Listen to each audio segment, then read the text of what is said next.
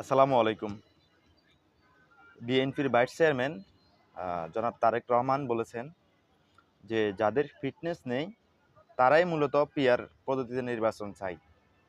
এখন প্রশ্ন হচ্ছে, তারেক সাহেবদের যদি এতই বেশি ফিটনেস থাকে তাহলে তারা পিআর পদ্ধতিতে ভয় পাচ্ছে কেন?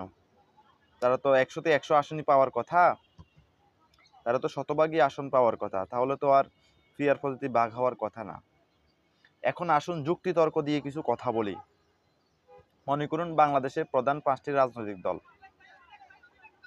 হতে পারে আওয়ামী লীগ, বিএনপি, জামাত, এনসিপি, নয়তোবা জাতীয়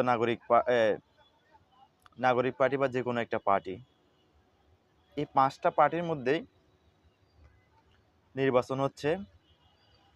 এই নির্বাচনে বিএনপি ভোট পেল 30%, আওয়ামী লীগ 10%, জামাত 20%, তারপরে আদার্স মিলে পাইলেও আরও ধরেন কিছু বাকি পার্সেন্ট। তাহলে সবচেয়ে বেশি ভোট পেল কে? বিএনপি। বর্তমান যে প্রচলিত যে আইনে মানুষকে ভাওতাবাজি করিয়ে প্রতারণা করা হচ্ছে, তারা সরকার গঠন করে ফেললো, এককভাবে সবকিছু তারা করে ফেললো। এখন আসুন, বিএনপিকে ভোট দিল 30% মানুষ, আর বাকি 70% মানুষ কিন্তু ভোট দিয়েছে অন্যান্য দলে। এখন 30%-এর কথা হবে, 70%-এর কথা হবে না, এটা তো হয় না।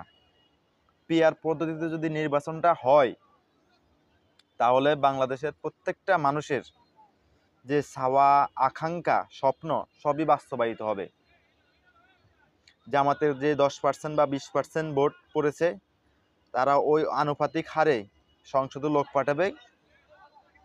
বিএনপি যদি 30% পায়, 30% হারে সংসদে লোক পাঠাবে। জাতীয় পার্টি যাই পায় সেই আনুপাতিক হারে সংসদে লোক পাঠাবে, তাদের হয়ে সংসদে তারা কথা বলবে, তাদের অধিকার আদায়ের জন্য তারা লড়াই করবে। এখন আপনি 70%-কে বাদ দিয়ে আপনি এককভাবে সবচেয়ে বেশি ভোট পেয়েছেন, এই জন্য আপনি 30% হয়ে আপনি সরকার গঠন করবেন, এটা তো কেমন হয়ে গেল না? এই জন্য পিআর পদ্ধতির প্রয়োজন, যাতে বাংলাদেশের প্রত্যেকটি নাগরিকের চাওয়া আকাঙ্ক্ষা পূরণ হয়। এই জন্য পিআর পদ্ধতির প্রয়োজন।